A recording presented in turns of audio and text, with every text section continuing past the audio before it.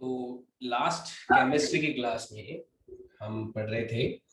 मैंने solution chapter में जो कंसंट्रेशन टर्म्स होती है डिफरेंट डिफरेंट, और सॉल्यूशन को प्रिपेयर करने के लिए, कोई बाइनरी सॉल्यूशन प्रिपेयर करने के लिए सॉल्यूट और सॉल्वेंट चाहिए, और कितना सॉल्यूट कितने सॉल्यूट में मिलाया गया है उसके लिए अलग अलग कंसंट्रेशन टर्म्स होती है।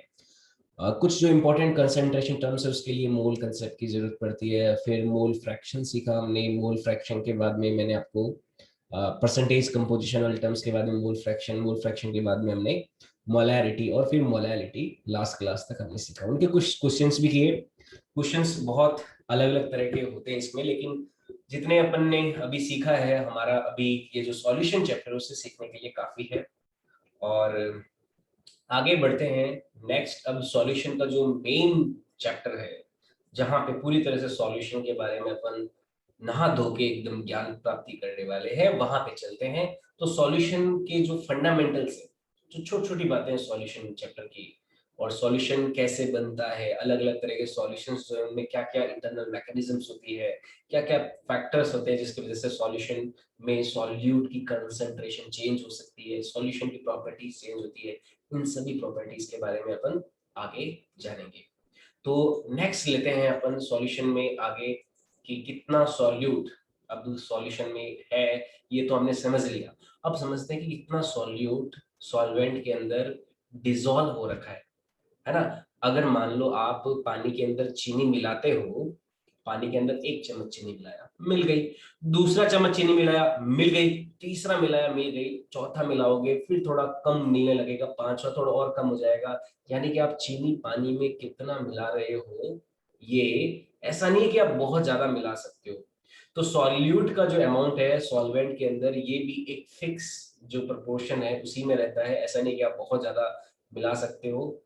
तो यहाँ पे सॉल्यूट कितना सॉल्वेंट में डिसॉल्व हुआ है, कितना मिल गया है, उसे अपन कहते हैं सॉल्युबिलिटी। तो अब यहां से आगे अपन पढ़ना शुरू करेंगे सॉल्युबिलिटी, विलेयता। हिंदी में इसे बोलते हैं विलेयता।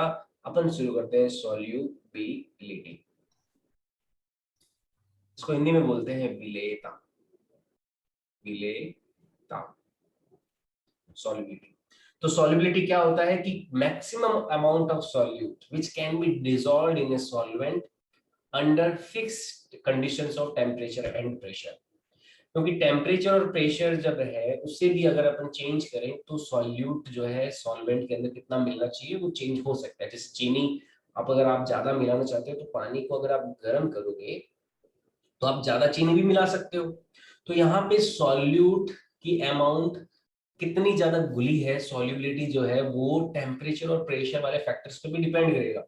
लेकिन अगर अपन को एक स्टैंडर्ड अगर वैल्यू देखनी है कि कितना सॉल्यूट सॉल्वेंट के अंदर डिसॉल्व हुआ है, तो हम क्या करेंगे, टेम्परेचर और प्रेशर की कंडीशन को फिक्स कर देंगे। तो यहाँ पे सॉल्युबिलिटी को देखो डिफाइन कैसे किया जाता है। The maximum amount of solute which can be dissolved, the maximum amount of solute which can be dissolved under certain conditions of temperature and pressure. तो यहाँ पे सॉल्युबिलिटी का डेफिनेशन हो जाएगा the maximum, the maximum amount of solute, amount of solute which can be dissolved into solvent under fixed conditions of temperature and pressure. Temperature and pressure is called solubility, solubility. तो ये solubility का definition हो जाएगा कि वो maximum amount solute का जो किसी सॉल्वेंट के अंदर डिसोल्व किया जा सकता है टेम्परेचर और प्रेशर की फिक्स कंडीशन में। कि फिक्स टेम्परेचर मान लो कोई 25 डिग्री सेंटीग्रेड टेम्परेचर ले लिया, और प्रेशर कोई फिक्स रखा है, यानी कि कोई 1 atm प्रेशर ले लिया, 2 atm कुछ भी ले सकते हो। तो उस सर्टेन कंडीशन के लिए, फिक्स कंडीशन के लिए वो क्या कहलाएगा, सॉल्युबिलिटी कहलाएगा। हिंदी में लिख देता हूँ, दाब दाब गुमा ताप की निश्चित स्थिति के लिए विलेय की विलायक में घुलने वाली अधिकतम मात्रा, विलायक में घुलने वाली अधिकतम मात्रा विलेयता कहलाती है। विलेयता कहलाती है। तो ये सॉल्युबिलिटी होती है। ठीक है। अब देखो कोई भी अगर सॉल्यूशन है, उसकी अगर हम बात करें, कोई भी सॉल्यूशन है तो सॉल्युबिलिटी के बेसिस पे तीन तरह का हो सकता है। एक कोई सॉल्यूशन जो है सॉल्युबिलिटी के बेसिस पे तीन तरह का सॉल्यूशन हो सकता है। एक तो हम कह सकते हैं सैचुरेटेड, एक सॉल्यूशन को बोलते हैं सैचुरेटेड सॉल्यूशन। एक टाइप का सॉल्यूशन हो गया सैचुरेटेड सॉल्यूशन। एक टाइप का सॉल्यूशन हो जाएगा ओवर सैचुरेटेड सॉल्यूशन। और एक टाइप का सॉल्यूशन ले लेंगे अंडर सैचुरेटेड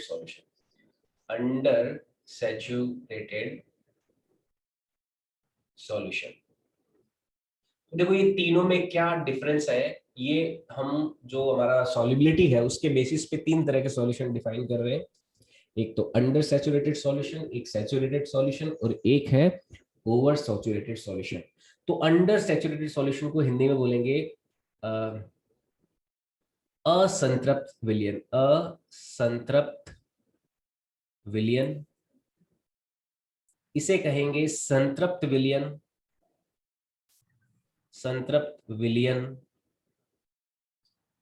और इसे कहेंगे अति संतृप्त विलयन। ठीक है। तो यहाँ पे संतृप्त, असंतृप्त और अति संतृप्त विलयन क्या है, इसको ऐसे समझिए, मान लो आपको प्यास लगी हुई है, आपको पानी की प्यास लगी हुई है। तो आप जब एक गिलास पानी पी लेते हो तो आपकी प्यास बुझ जाती है, तो आपके अंदर तृप्ति आ जाती है कि आपको एक गिलास पानी ही चाहिए जिससे आपकी पानी की प्यास बुझ सकती है। तो ऐसी कंडीशन में आपको क्या, आप आपकी जो कंडीशन है वो क्या हो गया, सैचुरेशन हो गया। आपको एक गिलास पानी चाहिए था, आपने पिया, आपको सैचुरेशन आ गया, ये हो गया आपका सैचुरेशन स्टेट। लेकिन आपको एक गिलास पानी चाहिए और आपने 2 गिलास पानी पी लिया, 3 गिलास पी लिया, 4 गिलास पी लिया, जितना रिक्वायर्ड था उससे ज्यादा पी लिया, तो आप हो गए ओवर सैचुरेटेड, अति संतृप्त हो गए। और अगर आपको एक गिलास चाहिए था लेकिन आपको आधी गिलास ही पानी मिला, तो वो क्या हो गया, असंतृप्त हो गया, अंडर सैचुरेटेड सॉल्यूशन हो जाएगा। तो सॉल्यूशन में भी ऐसा ही है, मान लो अगर जितना सॉल्यूट डिसॉल्व होना चाहिए, जितना सॉल्यूट एक डिसॉल्व बार होना रिपीट चाहिए, करना। हाँ मैं बता रहा हूँ, सॉल्यूट में जितना सॉल्यूट डिसॉल्व होना चाहिए अगर उतना ही डिसॉल्व हुआ है, जैसे मान लो आप कोई 3 चम्मच चीनी एक गिलास पानी में मिला सकते हो, तो आपने 3 चम्मच मिलाए हैं, तो वो तो हो गया सैचुरेटेड सॉल्यूशन, जो मैक्सिमम अमाउंट डिसॉल्व कर सकते हो सॉल्युबिलिटी के बराबर। अगर आपने सॉल्यूट का अमाउंट किसी सॉल्वेंट के अंदर मिक्स कर दिया है तो वो सॉल्यूशन तो होगा सैचुरेटेड सॉल्यूशन। तो सैचुरेटेड सॉल्यूशन क्या हो जाएगा, in which solute is equal to solubility, amount of solute is equal to solubility, या फिर इसमें लिख देंगे amount of solute is equal to solubility। Solubility क्या होती है, अभी अपन ने डिफाइन किया, जो मैक्सिमम अमाउंट जितनी डिसॉल्व की जा सकती है। तो सॉल्यूट की अमाउंट जो है विलेय की मात्रा विलायता के बराबर है, विलेय की मात्रा विलेयता के बराबर है, विलेय की मात्रा विलेयता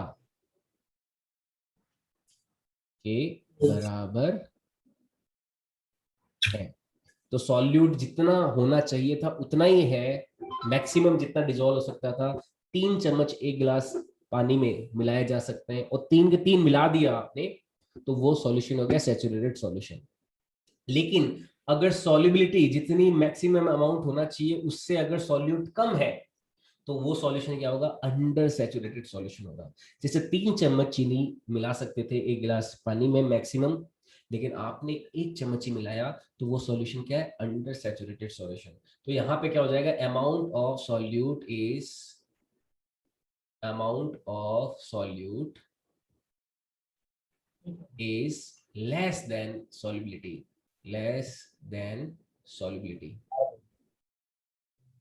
ठीक है, तो विलेय की मात्रा विलेयता से कम है, विलेयता से कम है। तो ऐसा सॉल्यूशन क्या होगा, अंडर सैचुरेटेड होगा, असंतृप्त विलयन होगा।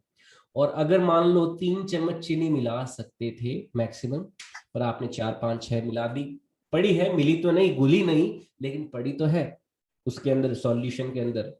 तो आपने डिजोल्व जितना मैक्सिमम हो सकता था उससे ज्यादा सॉल्यूट अगर मिला दिया, तो वो सॉल्यूशन क्या हो जाएगा, ओवर सैचुरेटेड सॉल्यूशन कहलाएगा, अति संतृप्त विलयन कहलाएगा। तो ये क्या हो जाएगा, amount of solute is more than solubility हो जाएगा ना, अमाउंट ऑफ सॉल्यूट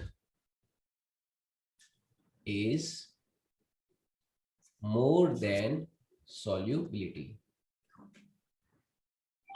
ठीक है, तो जो विलेय की मात्रा है विलेयता से ज्यादा है, विलेय की मात्रा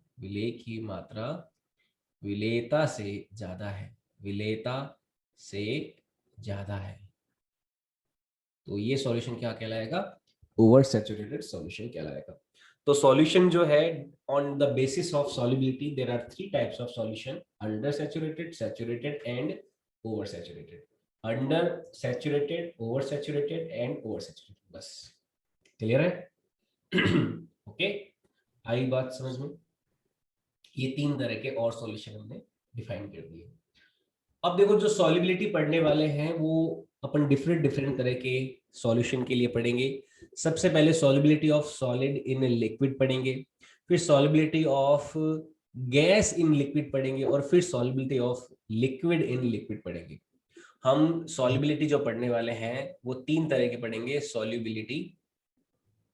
सॉल्युबिलिटी जो है, विलेयता जो है, वो 3 तरह की पढ़ने वाले हम। सबसे पहले पढ़ेंगे solubility of solid in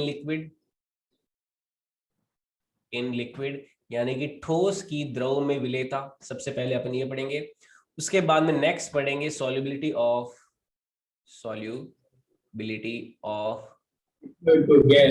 gas in liquid पढ़ेंगे, यानी कि गैस लिक्विड के अंदर कैसे डिसॉल्व होती है, यहाँ पे ये बात होगी। और तीसरी अपन बात करेंगे सॉल्युबिलिटी ऑफ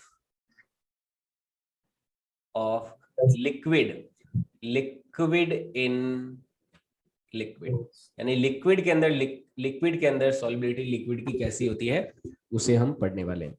तो ये 3 तरह की सॉल्युबिलिटी की मैकेनिज्म पढ़ेंगे। एक तो सॉलिड इन लिक्विड लेंगे सबसे पहला, ठीक है, सबसे पहले लेंगे सॉलिड इन लिक्विड, ठोस का द्रव में विलेयता, ये हो जाएगा गैस का द्रव में विलेयता।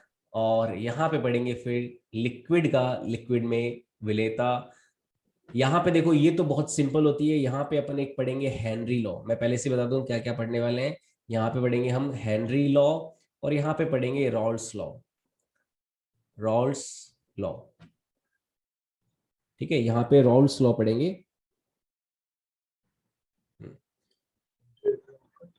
तो ये नियम आगे अपन पढ़ने वाले हैं, अभी केवल मैंने नाम बताया इनके, Henry law and Rawls law, इनके मेन यहाँ पे पॉइंट्स होंगे, अभी लिखने की आवश्यकता नहीं है। तो शुरुआत करते हैं सबसे पहले solubility of solid in liquid. ठीक है, सबसे पहले अपन स्टार्टिंग करते हैं solubility of solid in liquid. Let's start. तो सबसे पहले लेते हैं solubility of solid in liquid, ठोस की द्रव में विलेयता, ठोस की द्रव में विलेयता।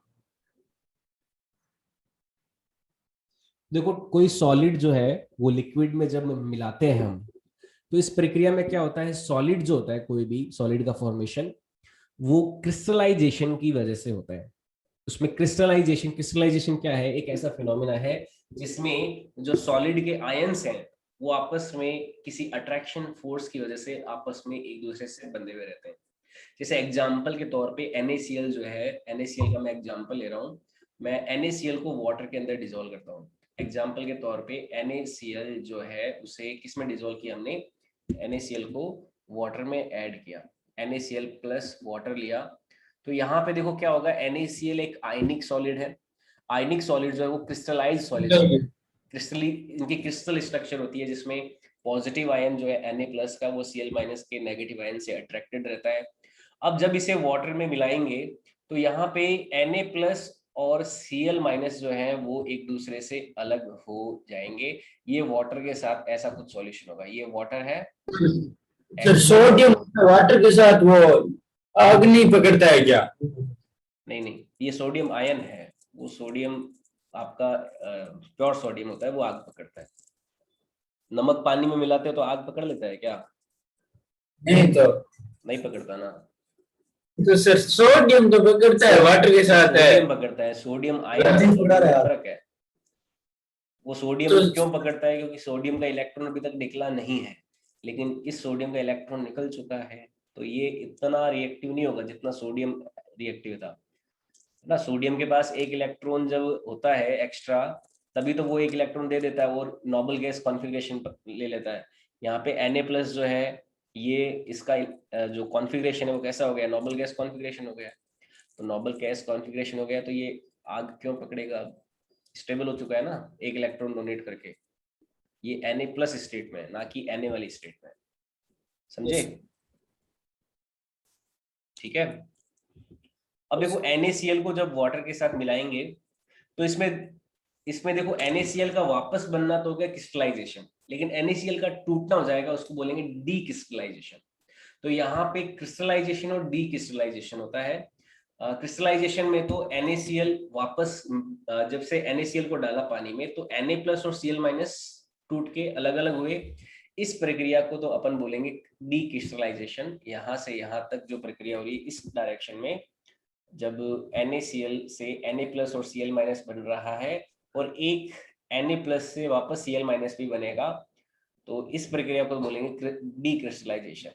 डी क्रिस्टलाइजेशन है ना, विक्रिस्टलीकरण, विक्रिस्टलीकरण, यानी कि Na प्लस और Cl माइनस टूट रहे हैं और कुछ Na प्लस और Cl माइनस वापस मिलेंगे, तो इसे बोलेंगे क्रिस्टलाइजेशन। क्रिस्टलाइजेशन, ठीक है, क्रिस्टलीकरण।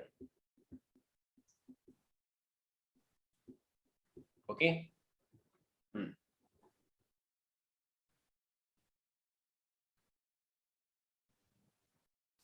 तो ये हो जाएगा क्रिस्टलीकरण और ये हो जाएगा डीक्रिस्टलाइजेशन, डीक्रिस्टलीकरण, विक्रिस्टलीकरण।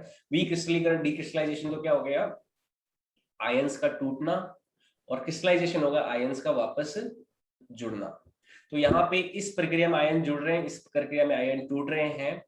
अब जब किसी सॉलिड को लिक्विड में मिलाया जाता है तो क्रिस्टलाइजेशन और डीक्रिस्टलाइजेशन दोनों साथ साथ चलते रहते हैं। ऐसा नहीं है कि सारा का सारा आपने नमक मिलाया तो सारे के सारे नमक में से Na प्लस और Cl माइनस टूटते ही रहेंगे, टूटते रहेंगे, टूटते रहेंगे, ऐसा नहीं है।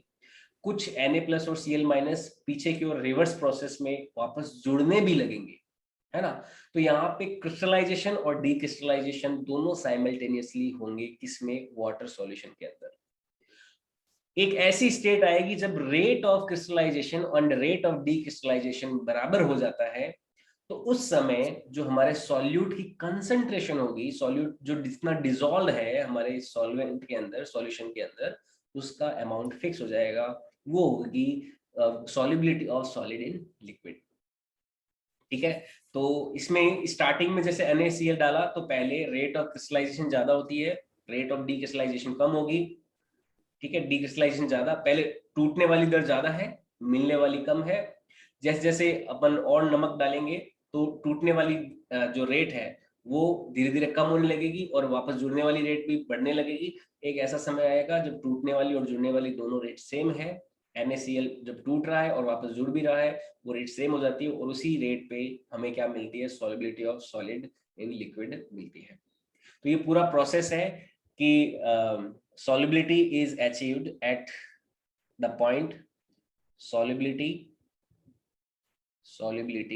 of solid in liquid is achieved when rate of decrystallization become equal to rate of crystallization। ठीक है, तो यहाँ पे विलेयता कब प्राप्त होगी अपन को, जब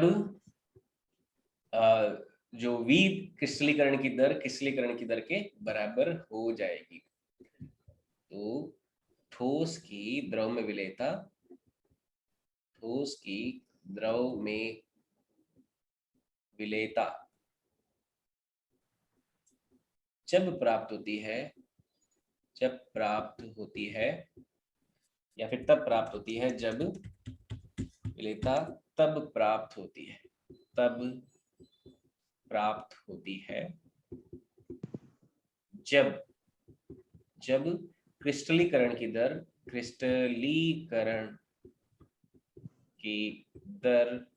विक्रिस्टलीकरण की दर के बराबर हो जाती है। तो उस समय में क्या मिलेगा, सॉल्युबिलिटी मिलेगी सॉलिड की लिक्विड में, क्योंकि उसके बाद में आप और ज्यादा NaCl नहीं मिला सकते वाटर में, घोल नहीं सकते, डाल तो सकते हो पर वो घुलेगा नहीं। ठीक है, तो इस स्टेट पे आपको क्या मिल जाएगी, सॉल्युबिलिटी मिल जाएगी। सॉल्युबिलिटी को कैसे डिफाइन किया, maximum amount of solid which can be dissolved in a solvent under fix conditions of temperature and pressure. Clear है। अब देखो नेक्स्ट आगे लेते हैं कि यहाँ पे सॉल्युबिलिटी जो हमने अचीव किया है इस पे टेम्परेचर और प्रेशर का क्या इफेक्ट पड़ेगा उसे लेते हैं। तो सबसे पहले लेते हैं इफेक्ट ऑफ टेम्परेचर क्या होगा और इफेक्ट ऑफ प्रेशर क्या होता है। तो सबसे पहले लेते हैं सॉल्युबिलिटी पे इफेक्ट ऑफ टेम्परेचर।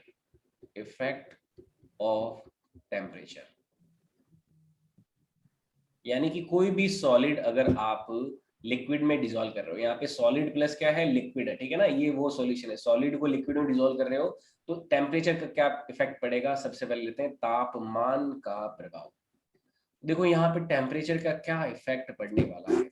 टेम्परेचर का इफेक्ट डिपेंड करेगा कि आपका जो रिएक्शन हुआ है या फिर जो सॉल्युबिलिटी वाला जो प्रोसेस हुआ है, ये प्रोसेस थर्मोडायनेमिकली कैसी नेचर का है। क्या ये एक्सोथर्मिक प्रोसेस था या एंडोथर्मिक प्रोसेस था। तो सॉल्युबिलिटी बढ़ेगी या घटेगी ये डिपेंड करेगी कि आपका प्रोसेस एक्सोथर्मिक है या एंडोथर्मिक है। चीनी जब आप पानी में मिलाते हो तो ये एक एंडोथर्मिक प्रोसेस है, यानी कि इस प्रोसेस में हीट की रिक्वायरमेंट है। तो इस प्रक्रिया में अगर आप टेम्परेचर सराउंडिंग का बढ़ाते हो तो चीनी और ज्यादा घुलेगी। तो कहने का मतलब क्या है, अगर कोई प्रोसेस एंडोथर्मिक है तो सराउंडिंग का टेम्परेचर बढ़ाने से सॉल्युबिलिटी बढ़ेगी। अगर कोई प्रोसेस एक्सोथर्मिक है, अगर आप सॉलिड को लिक्विड में मिला रहे हो तो उसमें आपको चेक करना होगा कि वो प्रोसेस कैसा है, एंडोथर्मिक है या एक्सोथर्मिक है। अगर एंडोथर्मिक है तो टेम्परेचर बढ़ाओगे तो सॉल्युबिलिटी बढ़ेगी, और एक्सोथर्मिक है तो टेम्परेचर घटाओगे तो सॉल्युबिलिटी घटेगी, सॉरी टेम्परेचर बढ़ाओगे तो सॉल्युबिलिटी घटेगी। तो it depend upon nature of process, depend upon nature of process, यानी कि जो प्रोसेस हम काम में ले रहे हैं उसकी नेचर क्या है। ठीक है, यह प्रक्रम की प्रकृति पर निर्भर करेगा, प्रक्रम की प्रकृति पर निर्भर करता है। तो नेचर कैसी है उसकी, उस पर डिपेंड करेगा। तो नेचर क्या हो सकती है, एक तो एक्सोथर्मिक हो सकती है और एक एंडोथर्मिक हो सकती है। अगर आप किसी सॉलिड को लिक्विड में डिसॉल्व कर रहे हो और प्रोसेस है मान लो एंडोथर्मिक, है ना। एंडोथर्मिक यानी कि ऊष्मा शोषी, ऊष्मा शोषी। तो एंडोथर्मिक है, तो एंडोथर्मिक के केस में अगर टेम्परेचर बढ़ाते हो, टेम्परेचर बढ़ाते हो तो सॉलिबिलिटी क्या होती है, बढ़ती है। और टेम्परेचर अगर घटाते हो तो सॉलिबिलिटी घटती तो है। सॉल्व मैं पूरा स्टेटमेंट नहीं लिख रहा हूँ, केवल इसको जो करेक्टर्स है, टी मतलब टेम्परेचर, एस मतलब सॉलिड, सॉलिबिलिटी, तो इसी से ही आप समझ जाना, ठीक है। और अगर कोई प्रोसेस एक्सोथर्मिक है, एक्सोथर्मिक है, ठीक है, एक्सोथर्मिक है यानी कि उससे क्या हो रहा है, हीट रिलीज हो रही है, इसको बोलते हैं ऊष्मा छेपी। तो अगर वो हीट रिलीज करना चाहता है और आप सराउंडिंग का टेम्परेचर क्या करोगे, अगर बढ़ाओगे, तो एक्सोथर्मिक प्रोसेस की दिक्कत ये होती है कि टेम्परेचर बढ़ाने पे सॉलिबिलिटी घटेगी और टेम्परेचर घटाने पे सॉलिबिलिटी क्या होगी, बढ़ेगी, ठीक है। तो मैंने इसको केवल करेक्टर से ही बता दिया है, पूरा स्टेटमेंट बहुत ज्यादा बड़ा हो जाएगा, इसलिए मैंने आपको ये केवल इतना से बता दिया। आपको समझना है कि टेम्परेचर का इफेक्ट क्या होता है सॉलिबिलिटी में, वो डिपेंड करेगा सॉलिड की सॉलिबिलिटी लिक्विड में कि वो प्रोसेस कैसा है, एक्सोथर्मिक है या एंडोथर्मिक है। एंडोथर्मिक के केस में टेम्परेचर बढ़ाओगे तो सॉलिबिलिटी बढ़ेगी, टेम्परेचर घटाओगे सॉलिबिलिटी घटेगी। एक्सोथर्मिक केस में टेम्परेचर बढ़ाओगे सॉलिबिलिटी घटेगी और टेम्परेचर घटाओगे तो सॉलिबिलिटी बढ़ेगी। आई बात समझ में? यस, क्लियर है? सर इसमें वो तापमान वाले टेम्परेचर वाले में कौन सा प्रिंसिपल होता है? इसमें होता है ना सर, लॉ साले ले प्रिंसिपल। सटाले प्रिंसिपल। इक्विलिब्रियम में पढ़ा क्या ले सटाले प्रिंसिपल? हाँ सर। बहुत बढ़िया, शाबाश, याद है तुम्हें। अब देखो ये तो हो गया इफेक्ट ऑफ टेम्परेचर। अब नेक्स्ट लेते हैं इफेक्ट ऑफ प्रेशर। मैं दोनों के बारे में बात करूंगा, इफेक्ट ऑफ प्रेशर के बारे में बात करते हैं नेक्स्ट। इफेक्ट ऑफ प्रेशर, दाब का प्रभाव, दाब का प्रभाव, ठीक है। तो नेक्स्ट लेते हैं इफेक्ट ऑफ प्रेशर। अब यहाँ पे एक स्टेटमेंट है कि भाई जो प्रेशर है, प्रेशर का जो हमारा सॉलिड है, सॉलिड को अपन आइडियली क्या मानते हैं, इनकम्प्रेसिबल है, यानी कि उनको कंप्रेस कर ही नहीं सकते। तो आइडियली सॉलिड इनकम्प्रेसिबल है, तो प्रेशर का सॉलिड पर नेग्लेजिबल इफेक्ट होता है, सिग्निफिकेंट इफेक्ट नहीं पड़ता है। उस वजह से ऐसा कहा जाता है कि अगर आप प्रेशर बढ़ाओगे या घटाओगे तो सॉलिड की जो सॉलिबिलिटी है लिक्विड के अंदर वो चेंज नहीं होती है, ना तो बढ़ती है ना ही घटती है। इनसिग्निफिकेंट इफेक्ट रहता है प्रेशर का सॉलिड की लिक्विड की सॉलिबिलिटी में। क्यों? क्योंकि आइडियली सॉलिड्स आर इनकम्प्रेसिबल। तो solids are incompressible, solids are incompressible. तो सॉलिड्स क्या है, इनकम्प्रेसिबल है, solids are incompressible. So there is no there is no significant effect, there is no significant effect of pressure on solubility of solid in liquid, solid in liquid। तो solid की liquid में solubility पे ज्यादा effect नहीं पड़ता है। हिंदी में लिख लोगे ठोस, ठोस इनकम्प्रेसिबल होते हैं, असंपीड्य होते हैं, असंपीड्य होते हैं अतः इनकी विलेयता पर, विलेयता पर दाब का, दाब का कोई सार्थक प्रभाव नहीं होता, कोई सार्थक प्रभाव नहीं पड़ता है, ठीक है। कोई सिग्निफिकेंट इफेक्ट यहाँ पे देखने को नहीं मिलता है सॉलिबिलिटी ऑफ सॉलिड की लिक्विड के अंदर। आई बात समझ में? तो ये थी solubility of solid in liquid. तो यहाँ पे मैंने आपको solubility of solid in liquid का एक तो बता दिया मैकेनिज्म। मैकेनिज्म है क्रिस्टलाइजेशन एंड डीक्रिस्टलाइजेशन, जिसमें मैंने एग्जांपल लिया था NaCl का वाटर में मिलाने का। और सॉलिबिलिटी कब अचीव होती है? जब क्रिस्टलाइजेशन की रेट डीक्रिस्टलाइजेशन की रेट के इक्वल हो जाती है, तो उस समय हमें सॉलिबिलिटी मिलती है। और सॉलिबिलिटी का टेम्परेचर पे इफेक्ट और प्रेशर पे इफेक्ट देखा, तो टेम्परेचर का क्या इफेक्ट होता है, डिपेंड करता है कि प्रोसेस कैसा है, एक्सोथर्मिक है एंडोथर्मिक है, तो उसके हिसाब से होगा डिसाइड। और प्रेशर का इफेक्ट देखा तो सॉलिड ऐसा मानते हैं कि इनकम्प्रेसिबल रहते हैं, यानी कि इनको कंप्रेस नहीं किया जा सकता, तो इस वजह से प्रेशर का कोई सिग्निफिकेंट इफेक्ट यहाँ पे देखने को नहीं मिलता है सॉलिड की लिक्विड के अंदर सॉलिबिलिटी का। अब आगे बढ़ते हैं, नेक्स्ट लेते हैं हम solubility of gas in liquid. Next लेते हैं solubility of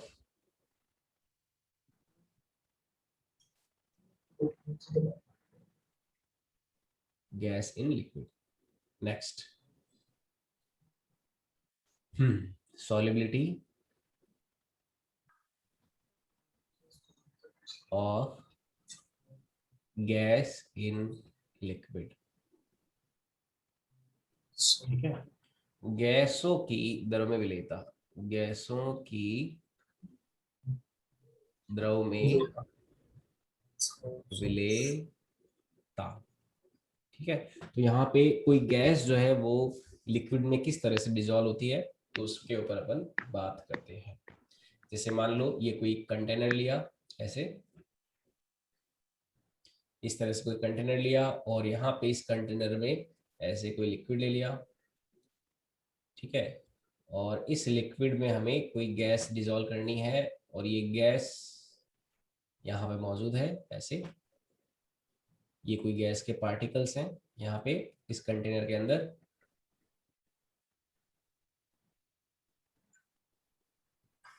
तो ये गैस के पार्टिकल्स क्या होते हैं, यहाँ पे लिक्विड की सरफेस पे टकराते हैं, ऐसे टकरा के ये क्या होने लगते हैं, लिक्विड के अंदर जाके डिजोल्व होने लगते हैं।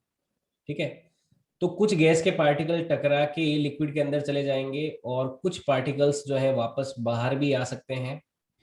तो जो पार्टिकल्स टकरा के अंदर जा रहे हैं, इस प्रोसेस को तो बोलते हैं कंडेंसेशन।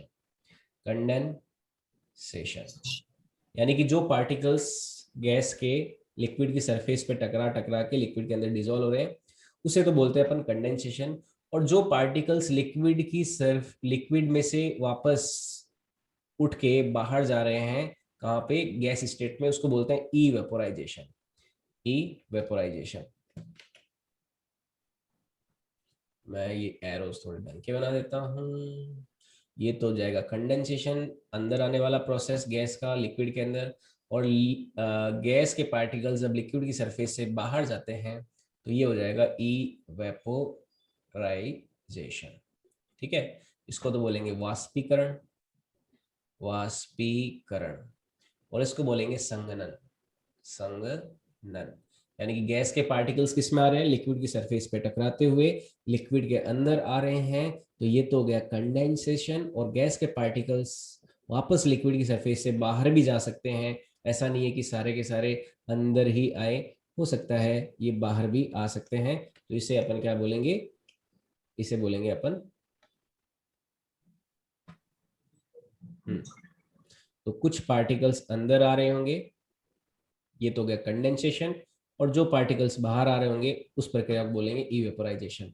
तो हमें सॉलिबिलिटी कब मिलेगी, जब रेट ऑफ कंडेंसेशन और रेट ऑफ इवेपोराइजेशन इक्वल हो जाता है, तो उस कंडीशन में हमें क्या मिलता है, सॉलिबिलिटी मिलता है।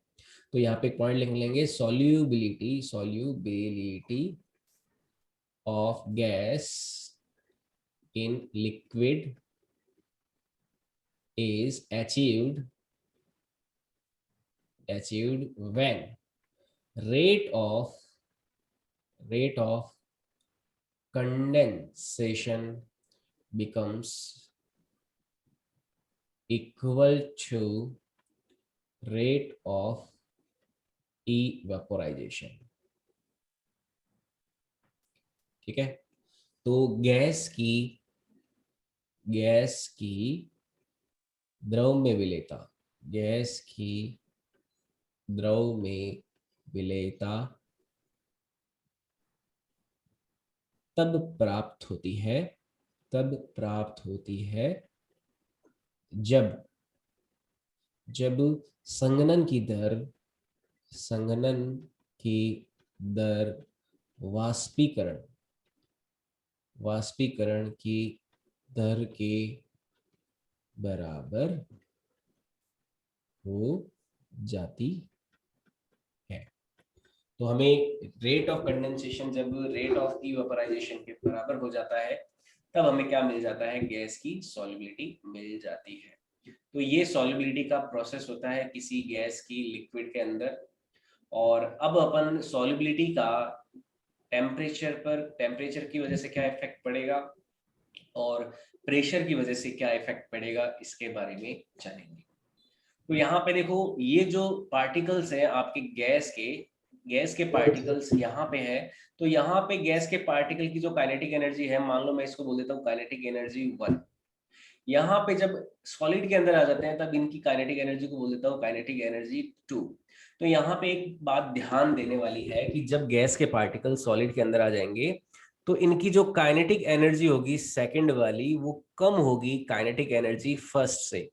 यानी कि जब भी कोई गैस लिक्विड के अंदर आती है तो उसकी खुद की काइनेटिक एनर्जी कम हो जाती है, रिड्यूस हो जाती है। तो ये जो काइनेटिक एनर्जी रिड्यूस हुई है यानी कि उसने एनर्जी दे दिया सराउंडिंग को एनर्जी दे दिया। तो इसका मतलब क्या हुआ, किसी गैस का लिक्विड में डिसॉल्व होना एक एक्सोथर्मिक प्रोसेस है, यानी कि ऊष्मा क्षेपी प्रक्रम है।